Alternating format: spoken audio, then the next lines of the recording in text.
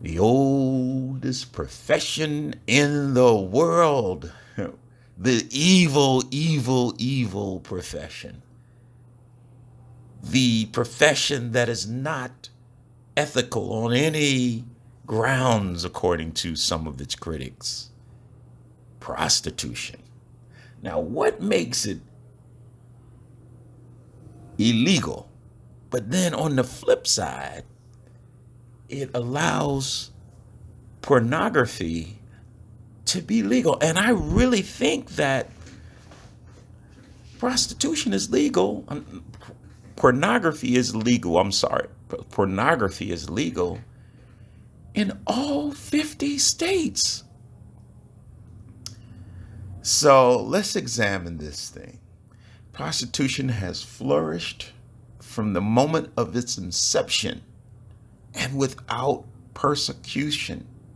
Pornography has.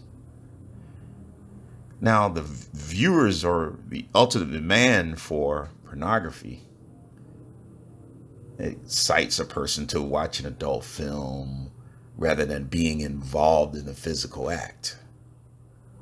The enjoyment of pornography is therefore considered free speech. Actually, it qualifies as First Amendment protected speech.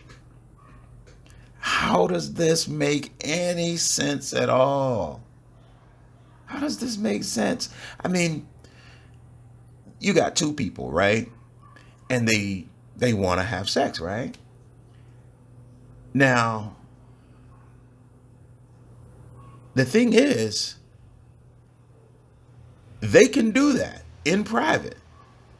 But if someone wants money or the other one wants to pay for it, then it's like, whoop, whoop.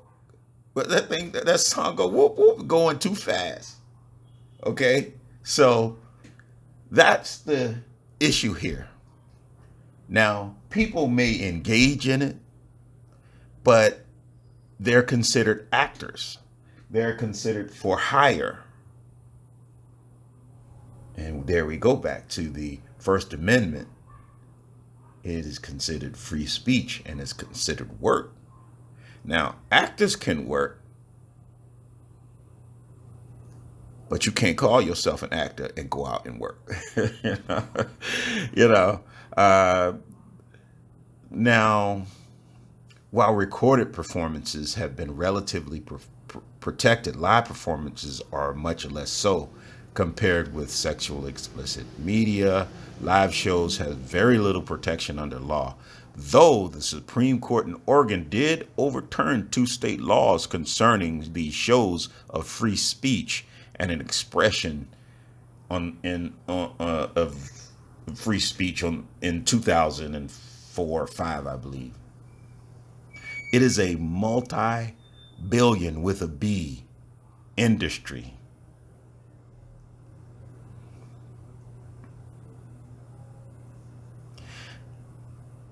The thing is, even though pornography is legal, it is very regulated.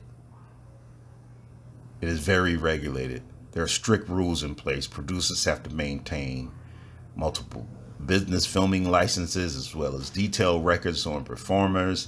People have to get tested. I mean, there's a whole battery of things that has to be done.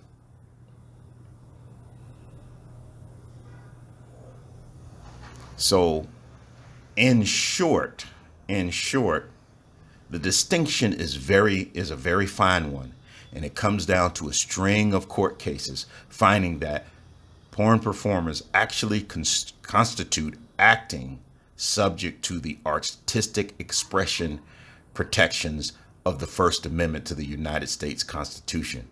Thus, the distinction is that, at least in theory,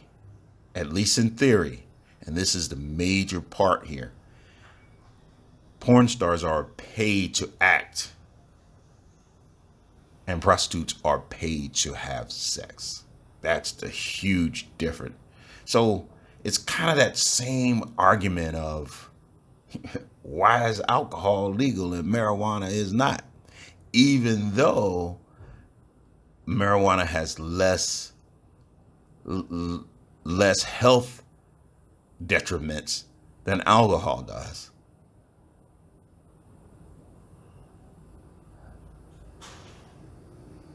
So the critics of porn will say it's just an obvious backdoor of legal prostitution in every state. Just simply film the encounter. I listened to a lawyer once, and he was talking about how to get around it. And I thought it was the craziest thing. And he was talking to these guys and just basically telling them how to skirt the law. Now, I know there are some people out there who are going to go out there and risk everything, no matter what. Because, see, that oldest profession in the world, it ain't going nowhere. It ain't going nowhere. It'll be here. I mean, what's the difference when a girl telling you, well, you got to help me out? That to me, that's prostitution, before we have sex or whatever. I mean, that happens all the time in the United States.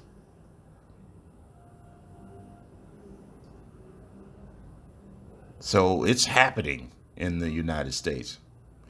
But this lawyer was telling people that you get a model release agreement. You follow the city and state regulations, which is cumbersome, in my opinion, you to do all of that. You get them to sign these contracts. And he was said that right there alone, and you go, well, we're just going to do nude modeling. We're just going to, just come over and we'll do that. And it says if you say that and you go through all of that stuff, or, just say you're going to pay for a striptease and don't touch. I'm like, it was like, as a policeman wouldn't do that, And to me, I think that's, you're walking on the line. I wouldn't involve myself in anything like that. And I would suggest people not do that either. One thing, a guy told me a joke. He said, man, when you're looking at a stripper, it's like you're hungry and starving, and you're looking at a plate of food and you can't even eat it. And he also says, man, it's like, why would I pay for something that I can't eat? He said, I can just go for what I'm doing here, just watching. I could just go to the computer. Oh, man.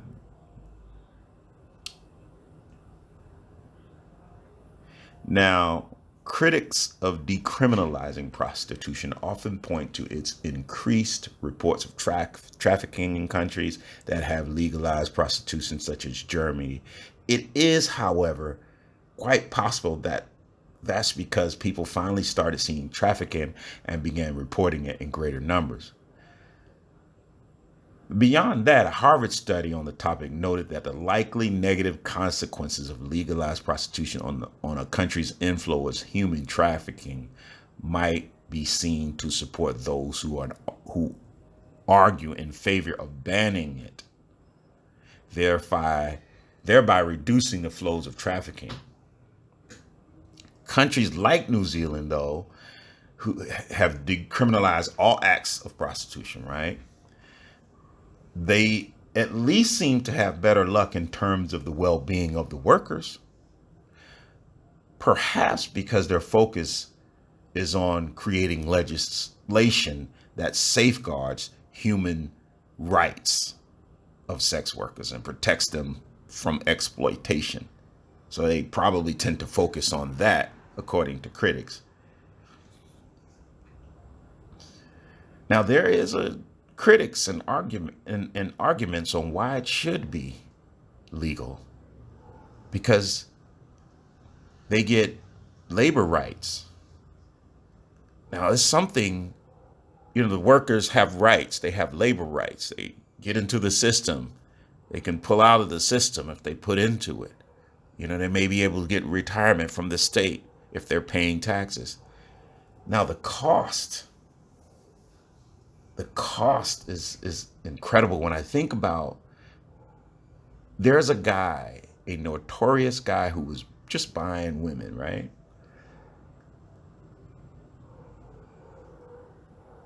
His Elliot Spitzer is a perfect example of how costly it can be to probe sophisticated prostitution rings, right? In this case, they wiretapped 5,000 phone conversation, intercepted 6,000 emails used as surveillance.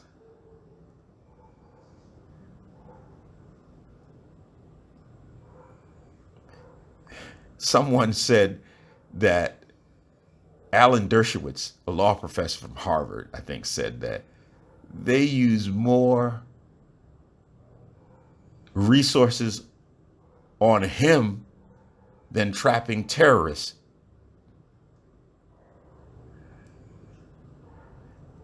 He also was saying that every hour spent on prostitution is an hour we could have spent going after terrorists or going after real criminals who victimize people. And some would argue, the critics would argue, well, Johns are victimizing people as well. A study found that each prostitution arrest was $2,000 each, $2,000 to $4,000 each. And America's biggest cities spend about $2,000 to $4,000 on each arrest of a prostitute or John, which amounts to like $200 million in a year. According to the study, it describes itself as one of the country's first cost-benefit analysis of prostitution laws. The study, published in the University of California Hastings Law School, concludes that arrests for prostitution, a misdemeanor, exact a disproportionately high toll on law enforcement resources, to the point that many agencies can no longer afford to keep this crime illegal. One study points out that police officers arrested about 125,000 people for prostitution in America.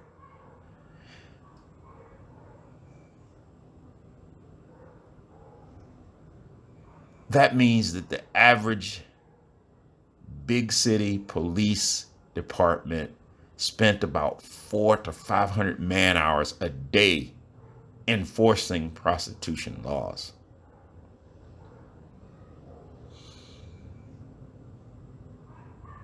There was a girl by the name of Julie Pearl. She was a graduate student. She did a study on it, and she said that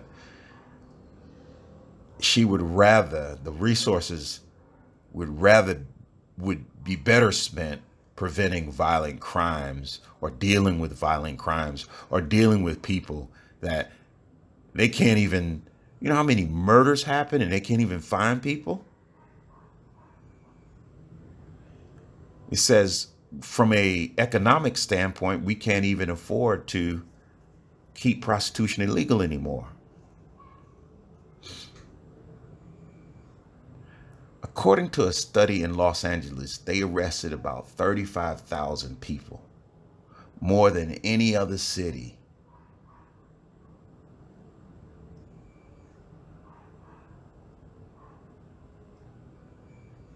And we all know they don't even have enough money to fight crime. They don't even have enough resources to go after the big criminals. So these are the hidden costs of prostitution in reference to law enforcement.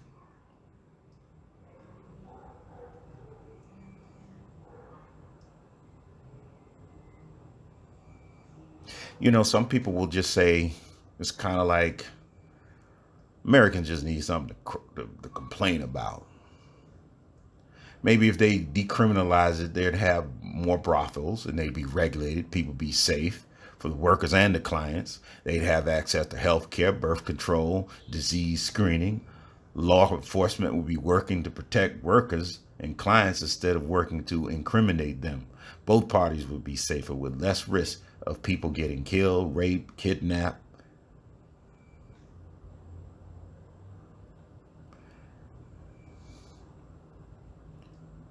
Prostitution in the United States is an estimated $25 billion.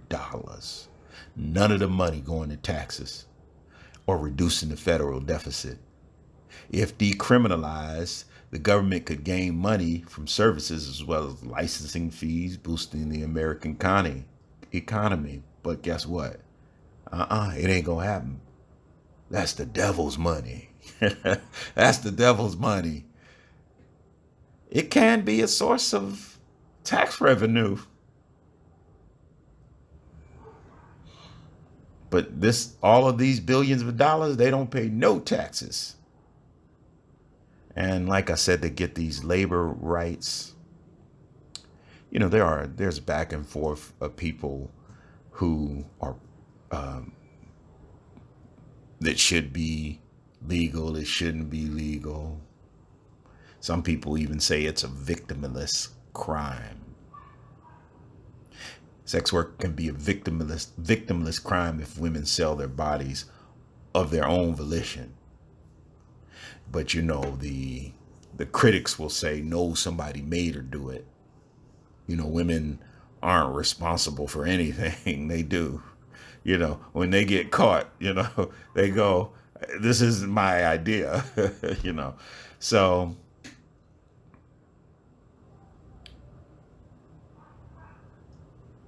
a Cornell law professor said, prostitution should not be a crime. Prostitutes are not committing an inherently harmful act. While the spread of disease and other detriments are possible in the practice of prostitution, criminalization is a sure way of exacerbating rather than addressing such effects.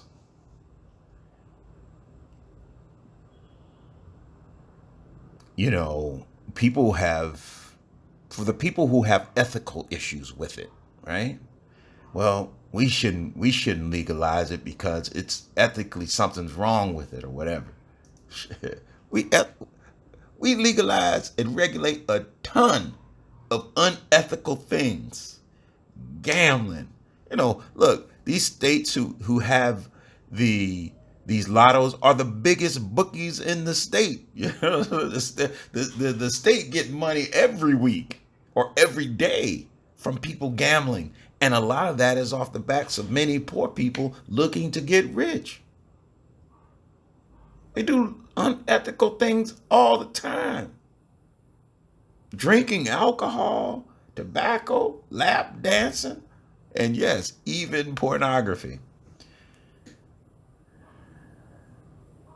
Yes, I do believe in both sides of the argument. Women can be coerced into being prostitutes themselves, but we're not helping them by making consenting sex work a crime.